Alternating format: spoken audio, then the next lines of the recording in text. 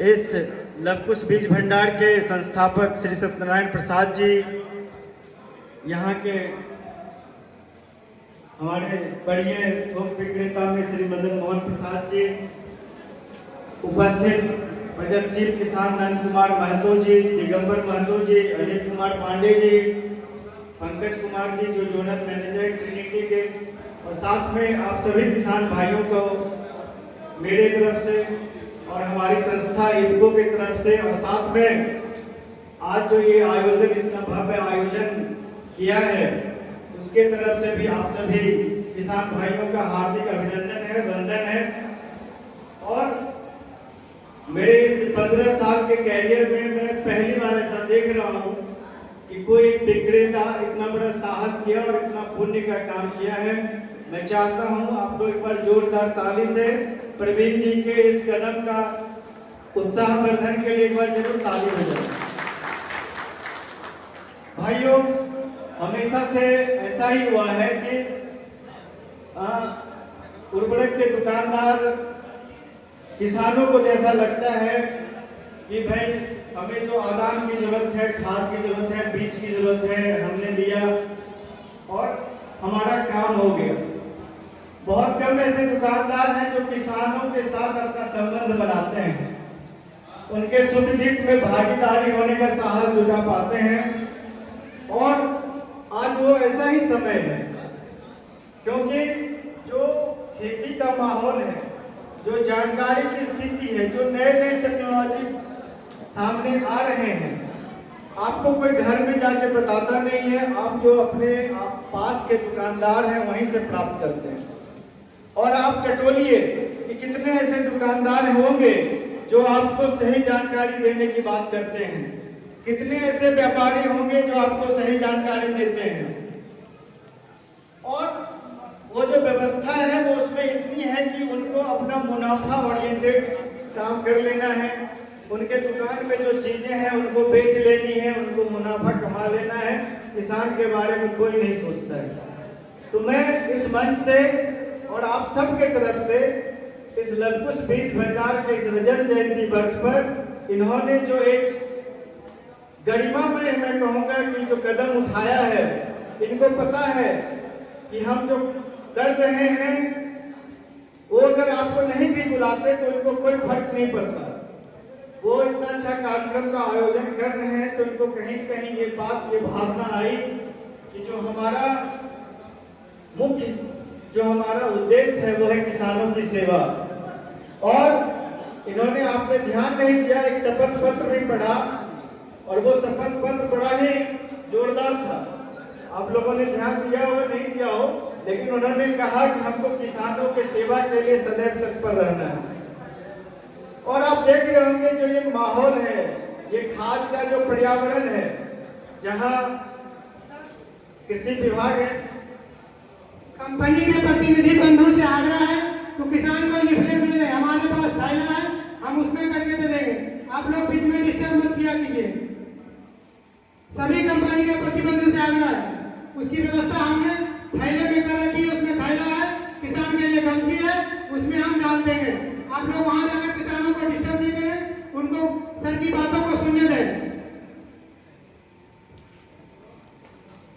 तो उस शपथ पत्र का जो अनमोल चीज था उन्होंने आपको बताया। मैं बता रहा था कि जो ये पर्यावरण है, चाहे वो कंपनी हो जो प्रदाय करता है, चाहे वो थोक विक्रेता हो जो अपने खुदरा विक्रेता को उर्वरक उपलब्ध कराता है, या कृषि विभाग हो या कृषि विज्ञान केंद्र हो, जितने ये लोग हैं, सब लोगों की एक ही जिम्मेदारी है कि किसानों को सही जानकारी देना और किसानों को सही चीज उपलब्ध कराना। अब इस हमारे जो हमने वाक्य का प्रयोग किया है उसमें हम लोग कितने खड़े उतरते हैं वो किसान भाई जानते होंगे, लेकिन चूंकि ये आज पहली बार किसी ने इस तरह का साहसी कदम उठाया, इसके लिए मुझे काफी एक तो अच्छा लग रहा है। और मैं चाहूंगा कि यहाँ जो अन्य इस तरह के प्रतिष्ठान वाले हैं तो वो किसानों की स्थिति को देखते हुए इस तरह के कार्यक्रम का आयोजन, जरूरी नहीं कि लखीसराय टाउन हॉल में हो, ये आवश्यक है कि वो जहाँ अपने प्रतिष्ठान में है साल में 1-2 बार उनसे जुड़े हुए किसानों को एक बार बुला के उनके साथ इस तरह के कार्यक्रम का आयोजन करेंगे तो निश्चित रूप से बहुत अच्छा परिणाम हम लोग के बीच में आएगा। मैं इफ्को का प्रतिनिधित्व इस तीनों जिला में करता हूं, जमुई, मुंगेर, लखीसराय में, और विगत 5 वर्षों से कर रहा हूं। और हमेशा हमारा प्रयास रहा है, चूंकि हम लोगों के पास एक दायरा होता है कि जिसमें हमारे पास बहुत ज्यादा इस तरह के स्टाफ नहीं होते हैं कि हम लोग हर जगह पहुंच सकें। हमारा हाथ, पैर, आंख, कान जो भी है वो हमारे विक्रेता बंधु ही हैं। और साल में करीब 3-4 बार हम इन लोगों का प्रशिक्षण करते हैं। इसलिए नहीं करते हैं कि हमारी कोई उत्पाद का ये बिक्री बढ़ाएं। हम लोग ये प्रशिक्षण करते हैं कि आप किसानों को सही जानकारी दीजिए, उनके जेब को मत टटोलिए, उनको जो सही चीज की जानकारी है वो जानकारी दी जाए। और आप देख रहे होंगे कि काफी परिवर्तन आया है विगत वर्षों में। मैं वो नहीं बताऊंगा कि किस क्षेत्र में हम लोगों ने कैसा काम किया, किसानों के पास हमारी कितनी पहुंच है। तो ये सब सारी बातें तो आप लोग अवगत हैं। और अभी जो सबसे बड़ी चीज इन्होंने बताया, एक शब्द का इन्होंने प्रयोग किया, प्राकृतिक संसाधन। ये एक बहुत बड़ा विषय है और आने वाले समय में सबसे चिंता का विषय भी यही है। इस प्राकृतिक संसाधन में कोई एक चीज नहीं है, इसमें मिट्टी है, पानी है, जलवायु है और साथ में उपलब्ध किए जाने वाले कृषि आदान भी हैं, चाहे कि खाद हो, चाहे वो आपका बीज हो, चाहे वो आपके कृषि रसायन हो, चाहे वो किसी तरह के उत्पाद वृद्धि करने वाले कोई टॉनिक हो या जाली।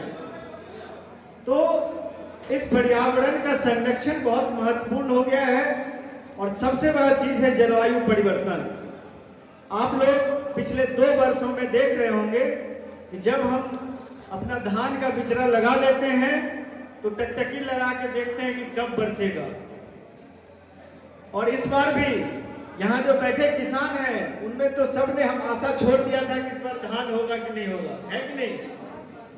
कितने लोग ऐसे थे जो ये पूछो कि अब धान नहीं होगा, लेकिन चलिए लेट से भी बारिश हो गई और लोगों ने बहुत मुश्किल से, जिनके पास चाहे वो बोरिंग हो या जैसे भी हो, किसी तरह रोपा कर लिया था। लेकिन ऐसी उम्मीद नहीं थी धान हो पाएगी, क्योंकि जो बारिश की स्थिति है विगत 2 वर्षों में ऐसा है कि जो आप लोग पहले चाहते थे कि हमको जुलाई के दूसरे सप्ताह से बारिश शुरू हो जाती थी, वो बारिश आपको मिलना बंद हो गया है।